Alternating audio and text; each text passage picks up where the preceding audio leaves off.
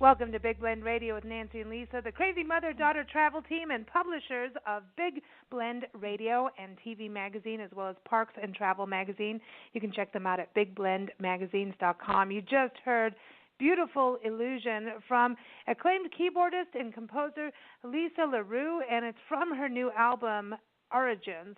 It's a retrospective album, and it's out through melodic-revolution-records, and it celebrates 25 years and 11 releases. It's amazing. Awesome. So go to lisa-larue-music.com, and that's L-A-R-U-E for lisa-larue-music.com, and we're so excited to have her on the show. This is an epic album.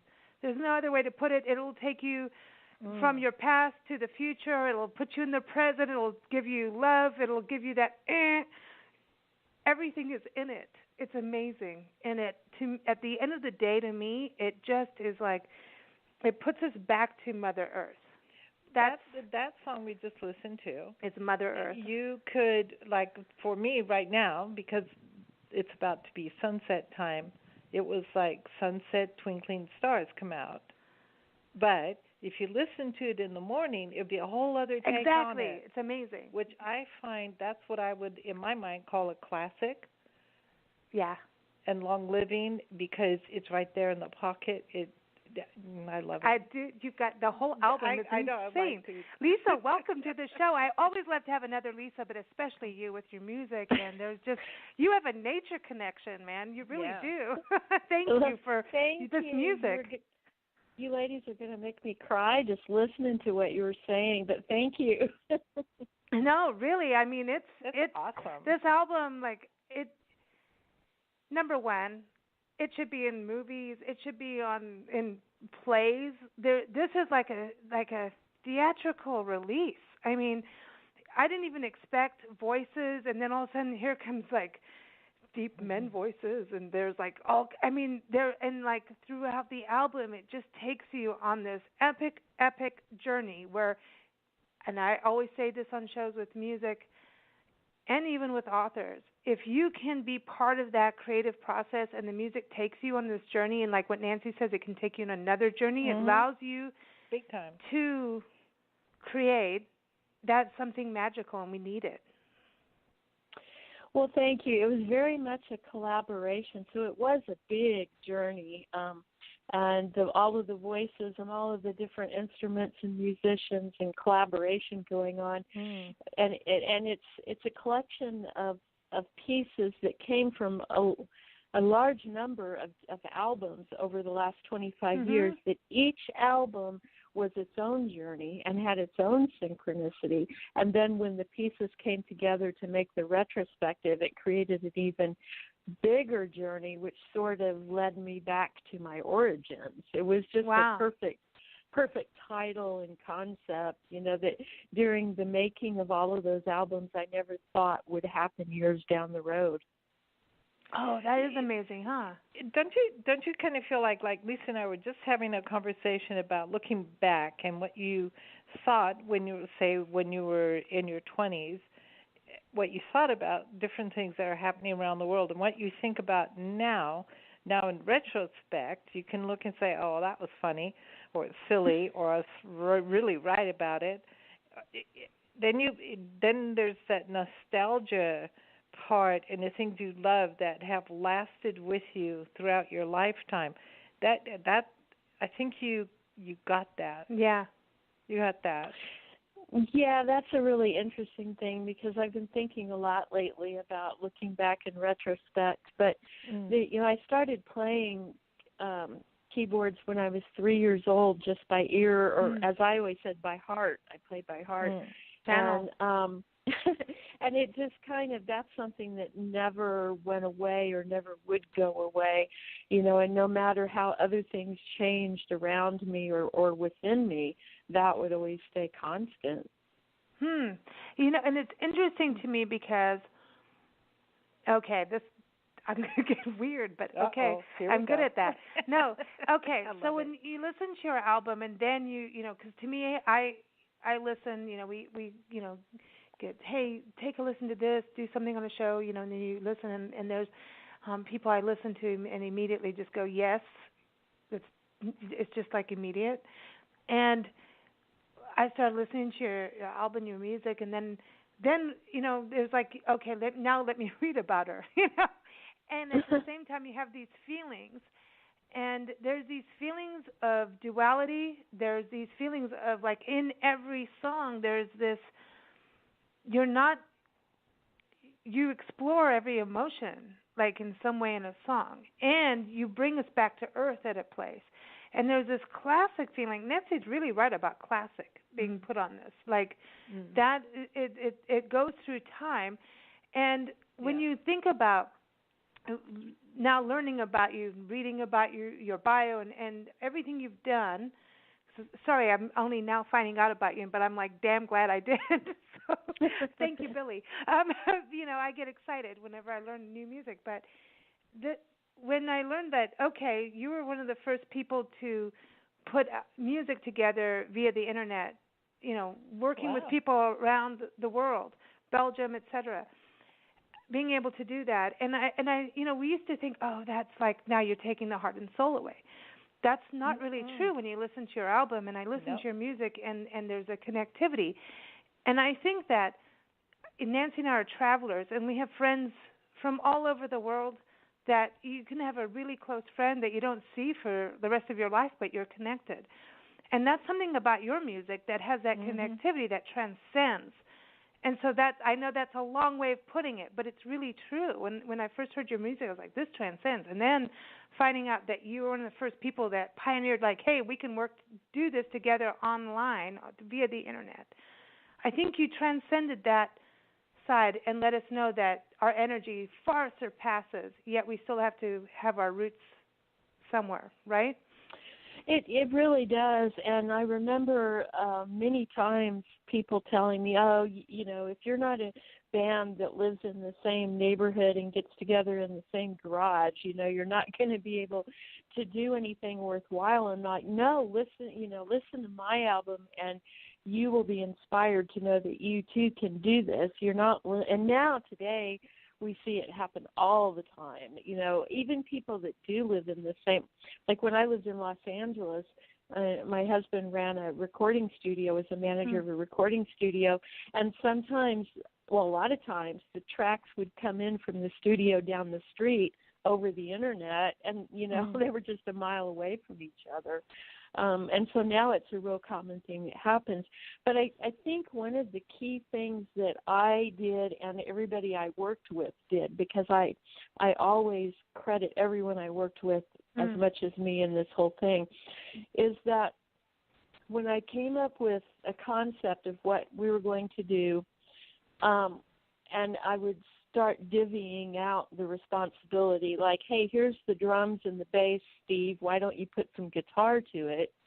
When Steve would send the guitar back, I would never take any of it out. I would never say, oh, I don't like that part. Because to me, Steve or whoever was doing that particular part, their heart told them that needed to be there. So everything got left in. And I think there might be one time in 25 years that one little line got left out. But wow. Yeah, that was a really important part of it. Authenticity. Yeah. You have this control thing, where there's ego and control always involved in anything that people that collaborate do. But when you're sitting behind a desk and the guy's not sitting there next to you, it's kind of easy to want to say, watch this, I'm going to change this, he'll never know. But I never did that, and none of us ever did that worked on it together. And I think that was the key to it having so much synchronicity. Wow, that's amazing. That's it just results in harmony. No, it results in the word harmony. Yeah. Where no one's left out. Find your way in. Even if you can't sing in a choir, there's a place for you. Mm-hmm. There really is. Yeah. There was even parts that were done at the same time where like two guys were working on two different instruments at the same time, couldn't hear each other at all. And then when we put it together, it was like, oh, listen to that. It just. Wow. That's wild. Yeah. How cool. This is so cool, Lisa, and I love your name, Lisa, by the way. It's like the most badass name ever. But that's because Mona Lisa had that face that when you don't know what I know, and I'm exactly. never telling you. Yeah, Lisa's got a good one of those. She's got that. I love the photo of you sitting there. We've got it up on Blog Talk and here on all the radio where you're sitting in a chair, and it reminds me of, like, there was this moment of metal heads that would just be like, look at us, we know how to behave ourselves. Yes, but you have no idea. That it is like kind of a Mona Lisa look. I'm just saying. That photo. Oh, thank you. That press photo. Thanks. You know what I mean. You're like, there's a whole bunch more that you don't know about. Like, that's what your photo says to me. Like, you just got to listen. This is the tip of the iceberg. Exactly. Yeah. I love that. Well, photo. and that's a good way of putting it, because it actually is. Because if you listen to each album that, like that, for example, Beautiful Illusion, if you listen to the album that came from, then there's a whole lot more music that, flows with it. So it is kind of the tip of the iceberg. That would be a great name for an album. Yeah, because you've got like this, there's this force that goes through, and it's interesting to me when you have a respective album like this. And I'm sorry I only now found out about your music, but I'm so glad. To me, it's like great. It is joyous. And when you take your albums, and I was going through the music and realizing, oh, this is this album, this is that album, and I didn't want to get hung up on that because I was just really digging the music. But what was amazing to me is that you can make it all flow. Here's this flow to it. When this all came, isn't that what life is about? It still flows no matter what. Because you allowed the rocks to be in the stream in the music too. You allowed those emotions to be in there. So true, and it reminds me of a story, because I don't know how much of my bio that you've read, but I'm a citizen of a federally recognized Native American tribe, so I'm Native American. And one of the stories in our culture is that when you're small, an elder will take you to the creek and have you lean over the edge, over the bank of the creek, and look down and ask you, what do you see? And you're going to get a lot of answers. It kind of tells them when you're mature enough to start being taught about certain things, because some people will say, well, I see myself. That's like the reflection thing is like the most common answer. But when they know that you're ready to really learn about other things is when your answer is, I see rocks and pieces of leaves and little minnows, and and you're seeing beyond the surface. You're seeing clear through to the bottom. So I guess you've just kind of made me realize that that's what it was of putting all these people together, was seeing clear through to the rocks. Oh, I love that. That is so. That's us. That's Nancy and I. Yeah, because it's us. like so. Okay, that's the surface. Let's go down beneath. Yeah. And let's go up above and see what's really there. We spent a lot of years in Africa where we really learned that. Yeah. And we are, one side of the family says we're part Paiute, and the other side of the family goes, no. So we really don't know. Yeah. But we definitely... We look like Paiute. Yeah, we do. Our souls are there, and when we go into Paiute country, we know we are. Yeah. So I'm just saying. So, so we get that thing. We understand that we can't annihilate nature because that's the path to annihilating ourselves. We get that part. We also get that you shouldn't do it anyway. Because it's the only time you annihilate nature is because you're trying to make money off of something. And money doesn't really equate to anything real. I mean, look at it. We have paper dollars. They're made out of paper and printed. There's nothing to back it up. Right, exactly. It's really funny. Here's your dollar. Thank you very much. Here's your Cheetos in return. And nothing equals nothing. No. Well, yeah, and it's even the whole thing with crypto money is getting even more bizarre than that, because then there's not even the paper.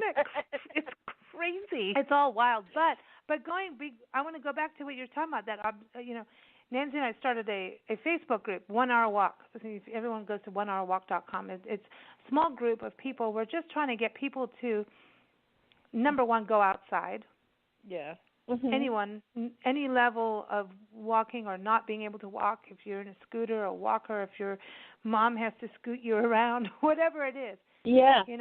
Get outside, get some fresh air. But it's about being observant and looking at how the plants change with the rhythms and the seasons, and how the birds change, and maybe your neighborhood, maybe you are in a downtown district, but there's still going to be changes. Something is going to be different every single day, and you don't realize that. When you get stuck in a rut, you sit in that rut, and you build yourself a wall around yourself when you get in that mode, and that's danger. And life is so much more if you allow that door to be open to go walk and see and look beyond. Exactly. What you were saying to me resonates so much, because that's life. And I feel like our people around the world at times have kind of lost sight. And then you hear music like yours, and someone like you comes on the show, and I go, okay, we got hope. We got hope. Oh, you know what I mean? And I think that's important about the arts, because the arts sneak in when someone could be in a rut, because maybe they're in a rut and they need to be at that time. But the arts sneak in. If they listen to new music, that's another thing, to get people to listen to new music. Like, wakey, wakey, there's stuff out there. It's all there.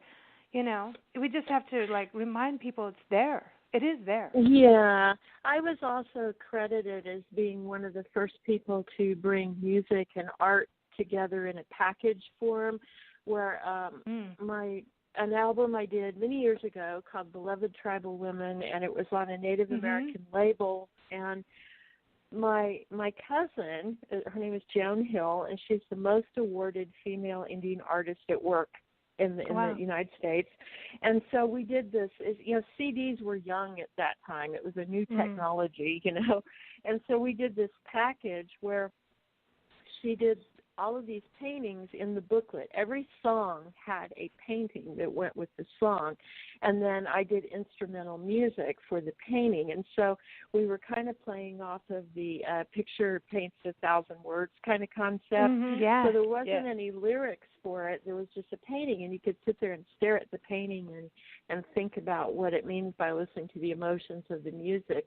And so that concept has kind of stayed with me for a long time. And I've always tried to use lyrics in a very brief manner, not, where they become an instrument.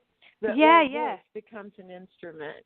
And I've had the opportunity to work with some of the most wonderful voices in music and the music industry. And on this album, you will hear them. I mean, they're amazing. I mean, it's incredible. I just feel like I entered a storybook.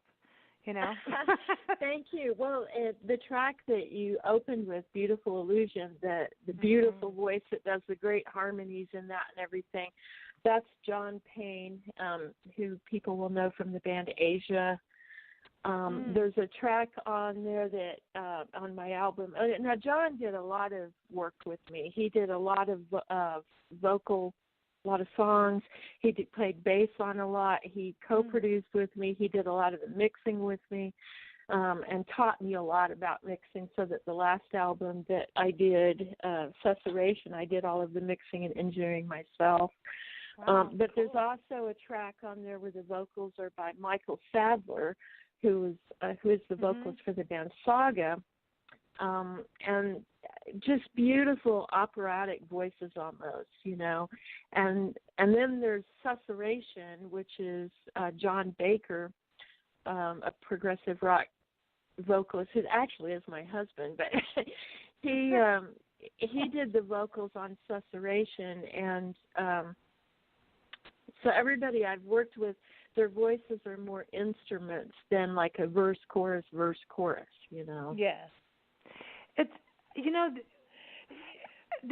Michael Sadler was on an album, it was with, I'm going to say, I'm going to get it wrong. I don't want to get it wrong here. But he's out, it was Excalibur 4, The Dark Age of the Dragon. Yeah. That's his voice. I was recognizing it in your music, and I was like, "Who is that?" And then until you said it, didn't click. But yes. Yes. And in fact, Yes, great it video is him. for that I just song. looked it up. Yeah, he did. Cool. There's a video for the song that is on this album. It's called Recurring Dream, and there's a video that goes along with that is just what you said. It's a storybook. The video it's a storybook. I love that. I think that's so important. And I love, number one, what you did with your sister, because Nancy's a painter, and I'm a singer-songwriter. And we always talked about putting our art and doing or at least exactly doing that. like poetry or something with it. We always wanted to do it in some like way. Music with and it. we always, we spend our time interviewing musicians like you. I wanted to paint paintings that moved. Yeah. And then it occurred to me later that's called a video. Duh. Right. Yeah, that was back in the day. Well, I'm older, so for me, it was painting and trying to put motion and spirit and like you move around the painting. How do you get the eye to move around the painting? And I was taught to do it based on a pyramid, so the eye will go the way the teacher told you the eye should go. But then there's the other part of me that went, no, I want the person's eye to go wherever it wants. And then he would say, no, that's not organized. And I'm like, that's what I want. Yeah, because we try to we're trying to get a message across and tell a story, and I do a lot of photography, and I entered a photograph in a competition once that it was about the Oklahoma City bombing memorial. The photo was at the memorial, so there was a reason the person was standing where they were, but the photo got thrown out of the competition because they said that the subject was supposed to be centered in the photo.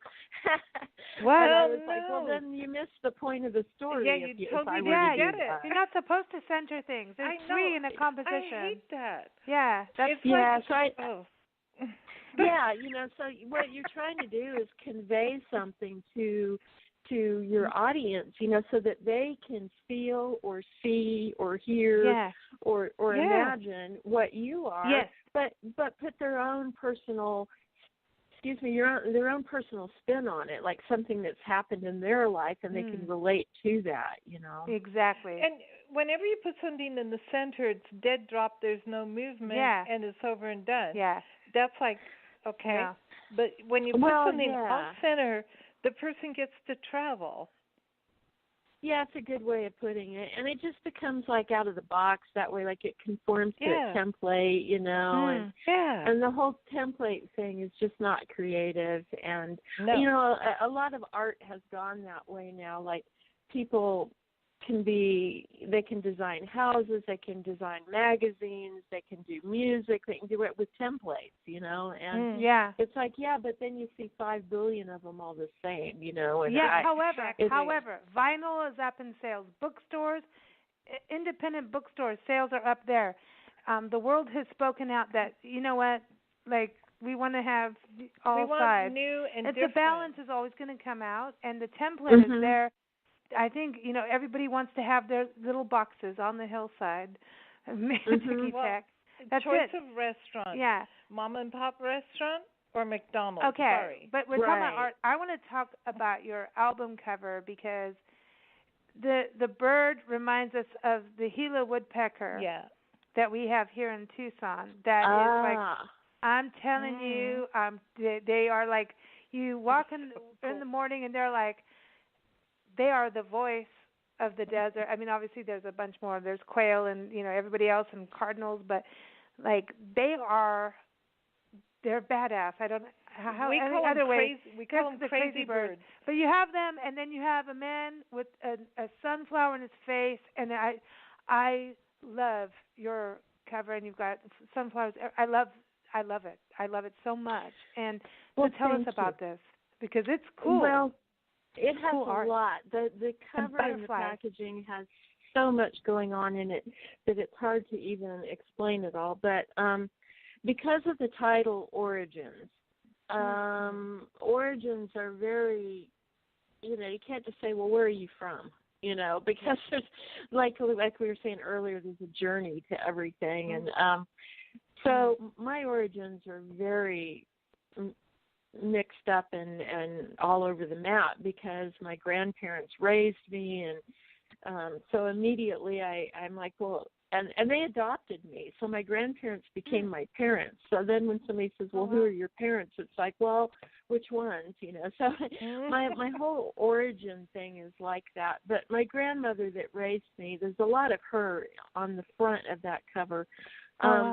She was a poet, and she had thousands of poems published in publications. So she would be 104 years old now if she were alive. But when she passed away, I found an envelope of hers, and it said, "These are for my book." Well, she never put out a book, so I did. I put out a book of her poetry in honor of what would have been her 100th birthday. And the name of the book was Words and Birds, because she always said that those were her two favorite things in life, were words and birds. And so there was a lot. The bird actually by the mouth kind of represented the speaking. It came out of the mouth, but it was birds. Because she influenced me so much, and she's the one that helped me start playing music and encouraged me to do that. And then the sunflower is because I'm back in Kansas now, which is where I started out, was in Kansas. I made this big circle, and sunflowers are the state flower and very symbolic of Kansas. So beautiful. And the butterflies on making up the person's body are just a symbol of everywhere you have fluttered throughout your life. That's your what transformation. That's awesome. Yes, and that's what makes you up. That's what makes your constitution, is all of that. So there's a lot of that in there. And then the back of it, and I have to tell a story about the back, because the back looks like it's just a photo of me, but it has a meaning to it. I live in Topeka, Kansas. That's where I was born and raised, although I've been, in many other places in between. But the most famous musicians probably that come from Topeka, Kansas is the band Kansas. And I remember as a young girl them being a local band that played in bars and all of that. But we all were part of a generation that lived through an event in 1966 that was an F5 tornado in Topeka that was, at the time, the most expensive, devastating tornado in U.S. history when it happened. And it was very traumatic. I swear everybody in my generation has PTSD from this tornado. Right, I understand. So the tornado came down, or really much attacked the town from an area, a mound called Burnett's Mound. Now, Burnett's Mound, bear with me, I'm trying to be brief in this story, but there's a lot. No, go ahead. Burnett's Mound has a legend behind it that the Indians, that Chief Burnett and his tribe had said that would protect the village or the town, Topeka, from tornadoes in the future or some sort of devastation.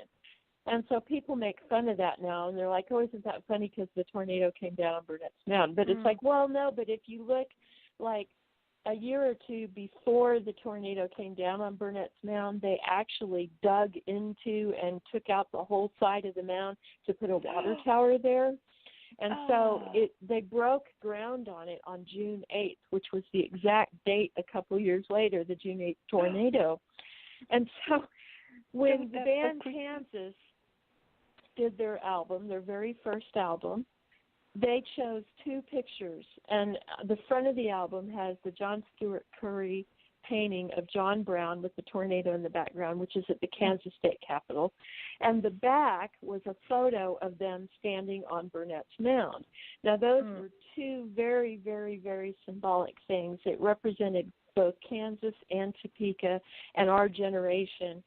And so when I came back and did this Origins thing, and I just thought, I want to do my picture in the same spot on Burnett's Mound, because it was such a symbolic thing in my life that has affected me my whole life. But not only that, the band Kansas is a progressive rock band. I'm a progressive rock musician. We're both from Topeka. It's a familiar everybody that is a fan of progressive rock knows that picture from the back of the Kansas album. Right. So that's kind of how that all happened. And then there's lots of other art that goes with the album. I don't know if you downloaded the digital booklet or not, but there's a lot. But that's the story of the cover. That's amazing. I mean, it's crazy because it's crazy on so many levels, but it is what it is, right? That's part of life, and I think that's why sunflowers are so important, because it reminds you of the golden and the joy and the looking up to the sun. And I always thought that, like, sunflowers remind us to look up, but even when they get so heavy with their seeds, they start drooping down, the big ones. And all the birds take the seeds. But there's a joy to sunflowers, and I feel that's necessary. Like that's that balance in your album cover, by the way. But that story, that is, I think it, like, talk about synchronicity, right? When we start messing with, like, how are they fracking outside of Theodore Roosevelt National Park? Like, how rude is right. that? Like, right. you know, it's just, that's beyond rude. It's greed. And PTSD, Nancy and I have been through hurricanes. Bombs. We have bombs, gunfire, guns at our head. We've been through wildfires. And the last stint of wildfires that we went through took us over a year and a half with 7 evacuations.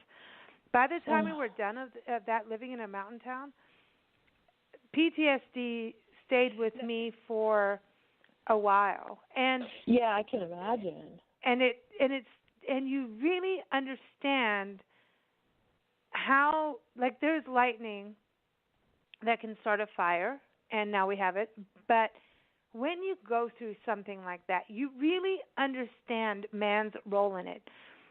Whether or not man started the fire, or if lightning struck, and how did we treat the land for it to happen there? And then there's really just nature saying, I'm going to do this, and maybe if you moved things around, that's what happened. There's kind of a weird thing where nature is always going to come back, like, you know, and say, like, what are you doing there? No, but how, just believe how, that. Yeah, I mean, yeah. How is it that mankind thinks they can frack or drill into the earth and extract what they want, and it won't have any effect on the earth at all? It's not that they studied what kind of effects, because they don't want to know what kind of effect. They just do it for money. And I mean, that affected me so much that the whole thing was that I, as an adult, in the career other than music, but my day job career that I had for many, many, many years was I worked in tribal historic preservation and actually negotiate between the tribe and the federal government about projects that destroy sacred sites. And I've always thought that I went into that line of work because of what happened at Burnett's Mound. Wow. Yeah. Well, look what's happening with the Keystone Pipeline now, exactly. right? Oh, it doesn't leak, but then it does. Yeah. And it does. I couldn't believe it. No, and then the Dakota Access Pipeline, what that was going through, it's like, no, because you own the land but not the water, or the land under the water. Yeah. Yeah, I know. So we live in the desert, and the desert is like the prime territory. Tear it up because it's only a desert. Because the people who tear up the desert have never looked beyond at the desert. That's what I love about the observation. It's like saying, just cut off your foot because it's a stinky old foot. But, and so I tried to bring in a lot of things in this album that are all synchronistic like that. Yeah. Like the actual packaging itself is an eco package. It's a double CD, but so there's a lot of packaging there if it was a traditional package. But it's actually made from recycled water bottles. Awesome. Oh, you rock.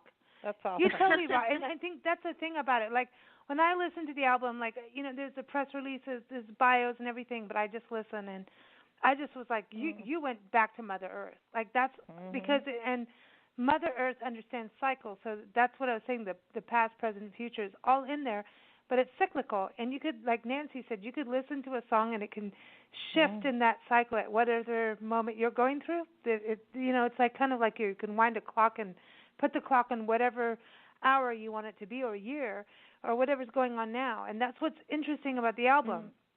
It's like it shifts. That's great. I don't think I've ever said that, and Nancy was right about that. I don't think I've ever experienced that where an album shifts like that. Wow, that's quite a compliment. Thank you. It's like it's a kind of chameleon. crazy, you know what I mean? Because it has it's nature. You got nature. It's grounded in. I'm going to just go do the tree thing. It's grounded in the roots of the tree. Yeah, you that got are trees. connected to the center of the earth with the branches uplifting. Okay, so yeah, I have to do it. You got tree spirits going through the entire thing. That was, and then I started watching the videos. I was like, oh yeah, she is a tree woman, like tree spirits. Talk about that. Well, yes, one of the tracks on the album is called Susurration. Susurration, the word itself means the sound of the wind through the trees. That's what that word means. And so when we did that album, actually that's the one track that my husband John Baker does the vocals on, and he wrote the lyrics as well. And he captured, how those sounds that we hear through the trees are actually spirits talking, and the sounds are a little different throughout the different seasons, but they're always there. And no matter, even if we're in the city, that there's not that many trees around, but if there's one tree around, you hear that sound when the wind blows. And so when we did the video, we even ended it, the very end of the video has a picture of a man working in the city and kind of putting his head up like, what was that? What did I hear, Yeah. Awesome. And then the flowers, too, like they are all looking towards the sunshine. Like, I feel like you have that, like we talk about this, the cycle spinning, and you can almost spin it because that's the seasons, right? So you're gonna have your seasons of your life everybody has their individual cycles. And when you're in tune with nature, then your cycle is in with nature, like calmer. So your music will go with the seasons.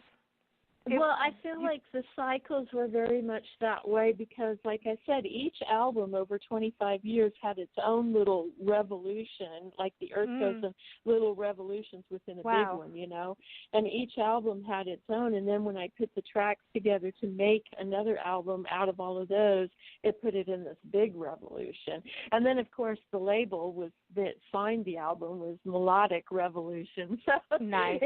That's like... Right on. Okay, so we want to play Lament of the Cherokee, Ruins of Home, and I want to make a comment about the cello because that's also prevalent through the album. The cello, like when it is, and the sax player, you have an amazing sax player through this too. There is something about when it's done.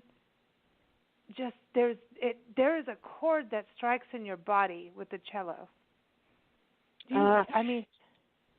Yeah, that's a young gentleman. It's a gentleman named Michael Alvarez. He's going to give me a big kiss via the internet for saying a young gentleman. Michael Alvarez plays the cello. Send him my way. Work. No, okay. And he's just got a lot of spirit in him too. And I've got a lot of comment over the different reviews on that song about his cello at the beginning and how haunting it is, and it just reverberates in your soul. And this song has trees in it too. And we like that. This does. You're right. Yeah. There's trees, and it's epic, and we're going to play it. Anything you want to tell people before? Do you want to tell after? How do you want to do it? I'll go ahead and tell you before. It starts out with an actual poem that's being read. The poem was written by John Howard Payne, who people might remember. He wrote Home Sweet Home and in the 1800s with New Mary Shelley and all those people. And he wrote that poem. He was hired by the Cherokees, as a matter of fact, to write their history in the 1800s. Wow. And so he wrote that, but the gentleman that's reading it is John Payne from the band Asia, reading John Howard Payne's words. And we were mixing it very late at night, and we got this wild idea to change the pitch of his voice. And when we did, we looked at each other and we're like, that is John Howard Payne. So we left the pitch changed. Wow. This is amazing. Okay, and I have to talk to you more about Asia, but actually the Asian influence in your music too. I want to touch on that okay. because yeah. Because I was like, dude, like there's, because yeah, I got. You know, this is not a normal interview, right? Obviously. This went way.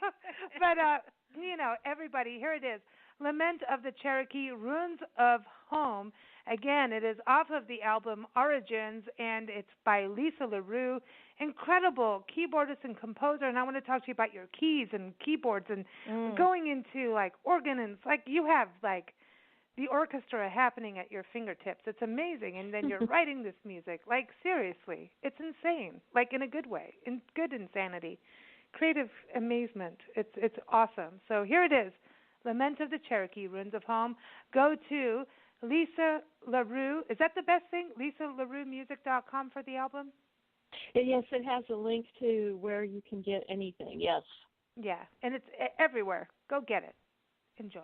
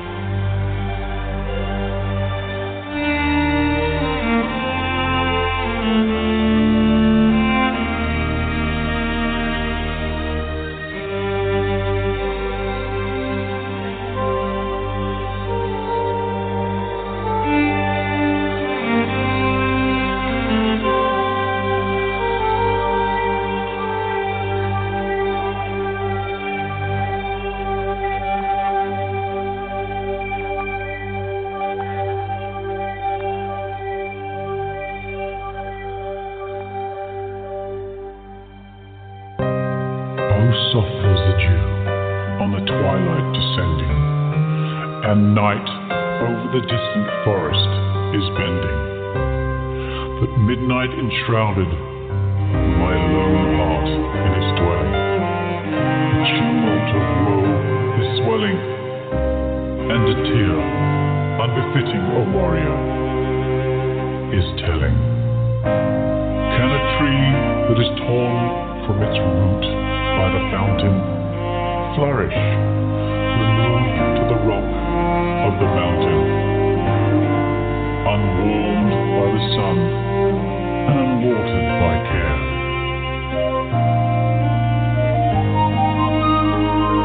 Though Vesper be kind, her sweet dews in bestowing, no life-giving brook in its shadow is flowing. And when the chill winds of the desert are blowing, so droops the transplanted and lone Cherokee. Sacred graves of my sires, I left you forever. How melted my heart when I bade you adieu. Oh, the ruins of home, oh, my heart's desolation. For death's dark encounter, I make reparation. For here's the last groan of the wild Cherokee, Cherokee, Cherokee, Cherokee, Cherokee.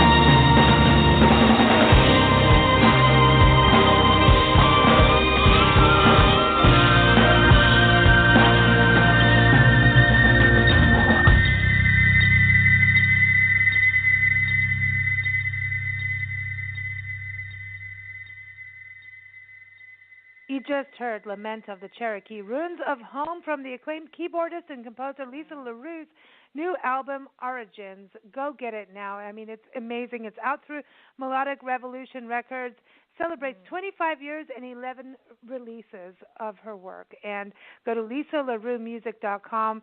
It's LaRue, L-A-R-U-E, LaRue, lisa-larue-music.com. Go there. Go get it. It is one of those albums that will live with you. Like if you have, I don't know if you're like me, I still put CDs in my car, but like, and you're going to have one CD in your car for wherever you go, like that's one of them. Like you just keep it there, and you're going to go to another part of the journey each time.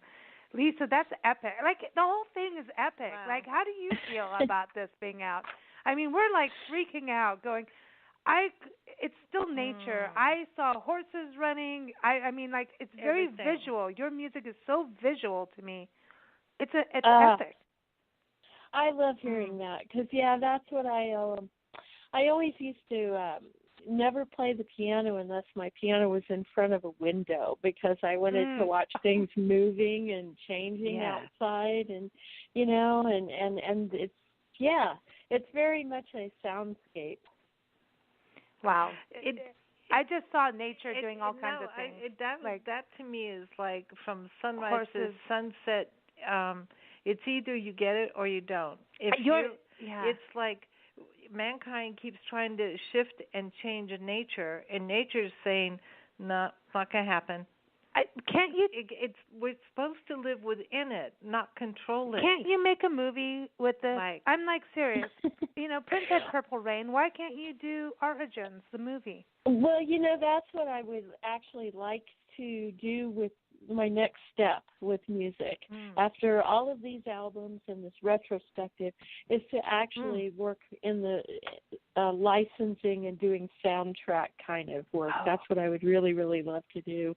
Oh, yeah. Yeah, because that, to me, that is just... We could just take James Michener's Hawaii and start with the beginning of the earth and use that soundtrack. Yeah. It could totally be done. It's awesome. Yeah, you got James Michener's... Yeah, because he's such a honest historian. Yeah. And I don't know if you've read the book Hawaii, how and it's like that to me. Yeah. Guys, like that. You guys are just, my head is getting really big talking to you. Don't, because you have to sit in that chair in your photo. No, you got a chandelier above you. You can't ruin the chandelier. You can see like the volcanoes and how the earth formed and then here we come as people, and we should be so appreciative, and we're not. Yeah. Who is playing the guitar in that? That's a guy named Steve Adams. He is an incredible guitarist. He can play jazz, classical, shred, rock and roll. You just name it. He can not only play it, but write it. He writes all of his guitar parts and layers them over each other, and he's just phenomenal. And now he's from Portland. Oh, wow, yay. We love Portland. When you look at your keyboard side of it and composing all of this, it's very interesting, like what you were talking about, the layering part and how everybody's doing things through the internet and stuff. But when you bring this entire album into perspective and everything you've written, and there's like, there's parts where the strings, it's like this orchestral side of the strings that just brings you into this almost embryonic moment through the music. I mean, and it's through all of them. I mean, I just... How did you create this flow through all these years and put it into an album? How did this all work? Because there is like an embryonic naivety to it. There's this innocence, and then all of a sudden the innocence is lost, and then it comes back home. Like there's this thing that goes on through the entire thing. It's crazy. The orchestration has always been my forte. That's and the thing is, I don't read music. I don't know how to read music. I don't. Are you kidding me? Really? No. I play by ear and I write by heart. And I layer these things.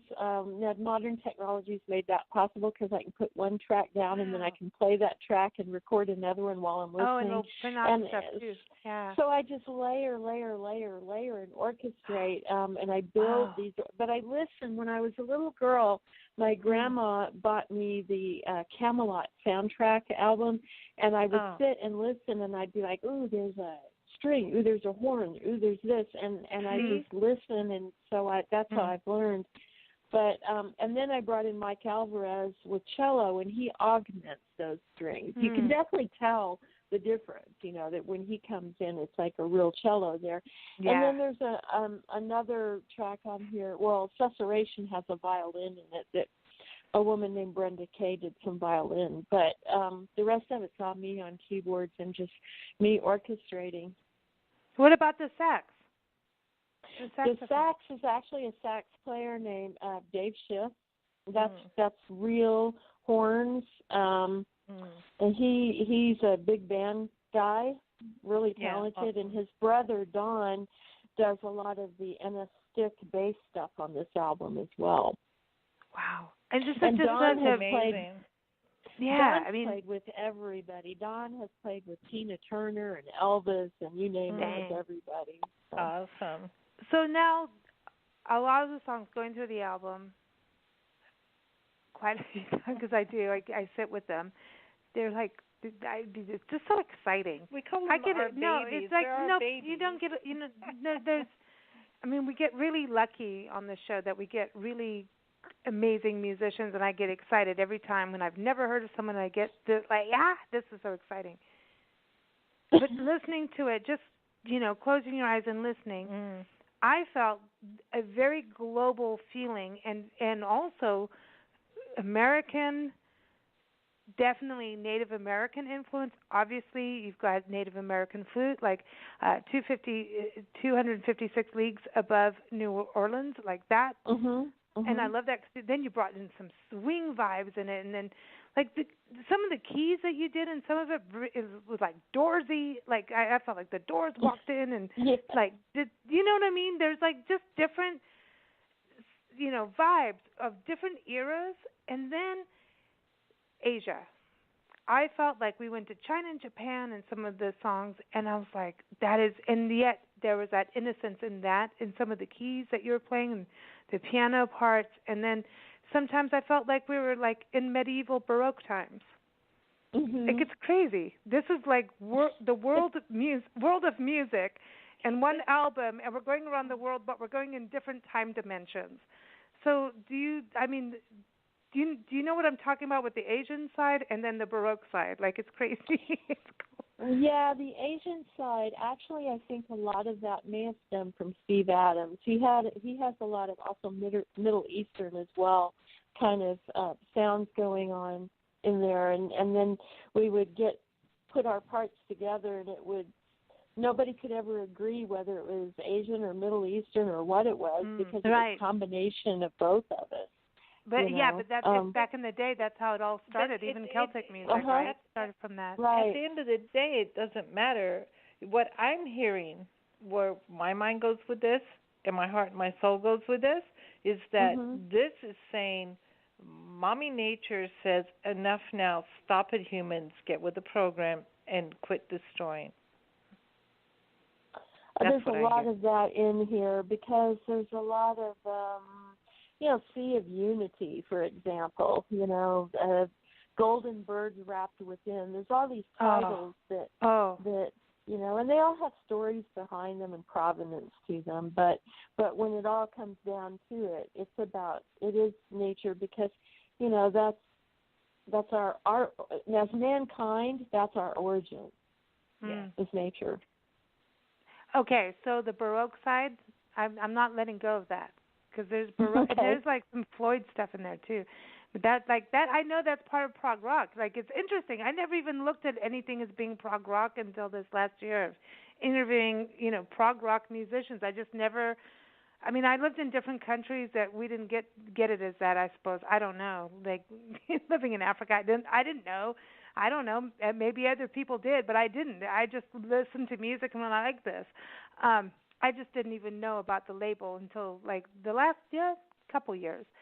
And I don't know, would you even label Pink Floyd as that, like prog rock in a way? Like it is. Yeah, I would say so. Yeah. Progressive rock, in the late 60s and early 70s, it was really a matter of people being what it says progressive and thinking outside the box and being experimental and doing things. So it's a big window. Have you heard of Rachel Flowers, who plays? Yes, I have. Yeah, yes. We were just talking about her before you came on the show, because she was on our show, and she was so into Emerson, Lake and Palmer, like you, and Keith Emerson, and just as a blind keyboardist, I thought, oh wow, it's amazing what she's done. She's fantastic, and she picks up. I don't want to stereotype, and even really the fact that she's blind doesn't have anything to do with it, but it does, because I think that she was able to see Keith Emerson deeper than a lot of people did, and because of that, she is able to play with such soul his music and his compositions and kind of carry on. And Keith was a very dear friend of mine, and it's really a joy to see several young people. Another young person that is carrying on his music is his grandson, Ethan Emerson. But it's really encouraging to see young people keeping his music going. Well, I think you're an inspiration for everyone starting out in music as well, and anybody in music, number one. I mean, look what you've done. I mean that like in a good way. But when you look back and look at where you are now, someone getting started in music, no matter where any walk of life, where we sing about young, but there's people sometimes too that start in their 40s or 50s. I mean, you think about it. Zakiya Hooker, John Lee Hooker's daughter, has been on our show a few times. She is amazing. She started later in life, and she's like got this amazing, soulful, she's a joy. You'd love her. But yeah, what would you say to anybody just starting out? Well, I would say not to remember that it is art, and that means that it's your vision that you're trying to convey and not somebody else's, and to not let anybody tell you that, oh, you can't do that's not the way you do it, because the way you do art is the way you hear it and the way you see it. And I would say take advantage of the technology that's available today that allows you to create your art, but don't let the technology take it over. Oh, awesome. That's really smart. That's a great message. Absolutely, absolutely. Thank you so much for joining us. It's been such a pleasure. We love. Thank you for having me. I was just amazing women like you. A couple of friends on the phone. I know, and it's like, I'm sorry we got weird, but we're not. That's so weird. It's just, being one with nature. You got to feel stuff, and I think that your music really brings people back to Mother Earth and back to themselves, which is all part of it, right? It's all part of that heartbeat. I have accomplished something with my life then. Thank you. Thank you so much. Everybody, again. And you have. You have. You're awesome. Absolutely, you have. Thank you. Okay, so when we come to Kansas, will we go walk through a sunflower field with us? Because we've never walked through a sunflower field. Certainly. Cool. We will do that. Awesome. Everybody, again, the album is Origins by Lisa-Larue. Go to her website. It's lisa-larue-music.com, and that's L-A-R-U-E. I always say that just so people know I can spell. Doesn't mean I can pronounce anything. But everybody, again, Origins. We're going to play Susurration. We were talking about that with you earlier. That name, I mean, some of the words on your album and titles of your songs, I'm just like, what? Like, really?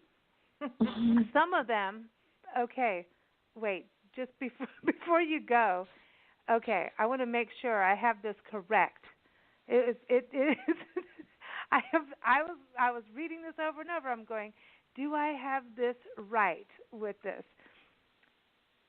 Lemniscate. Which was Lemniscate. Lemniscate. Lemniscate.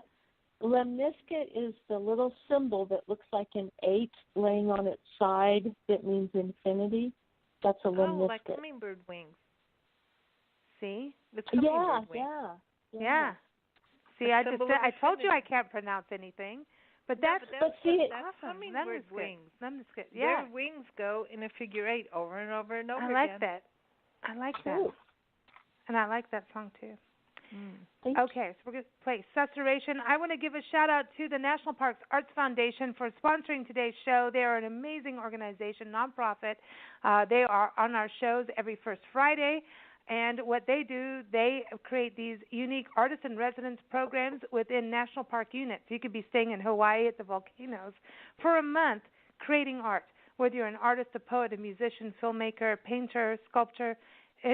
That's open. It's completely open. You might want to consider that. Or you could be up in New Mexico at Chaco and be out there in the dark skies. Or you could be at the Dry Tortugas in Florida on the Keys. It's an amazing program, so check them out at nationalparksartsfoundation.org. And don't forget, Big Blend Radio airs Monday through Thursday at 4 p.m. Pacific Time, 7 p.m. Eastern Time, Fridays and Sundays at 11 a.m. Pacific Time, 2 p.m. Eastern Time. But here it is, susurration. That's a good word, too. I've never said that on the radio show, Lisa. Just saying. Thank you for expanding my vocabulary and my mind. Thank you, ladies. Off of the album, Origins. Thank you so much. And here it is, susurration. Susurration, I can say it. Take care.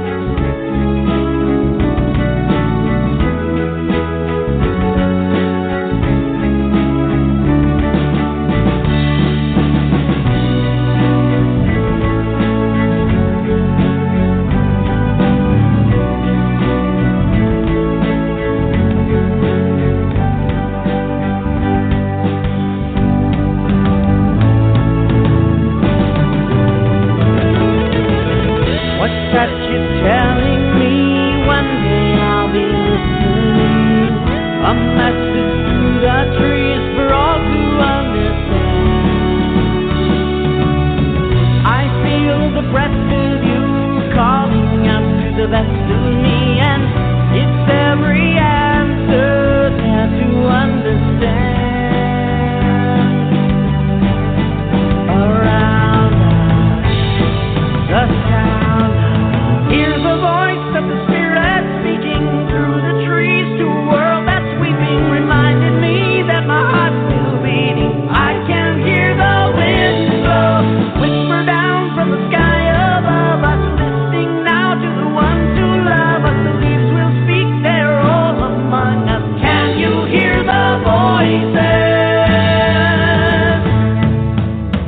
From the beginning time, so ascending spirits climb, born of the stars so bright, voices in the air. I hear the wind whisper messages, all there to understand. Around us, the sound of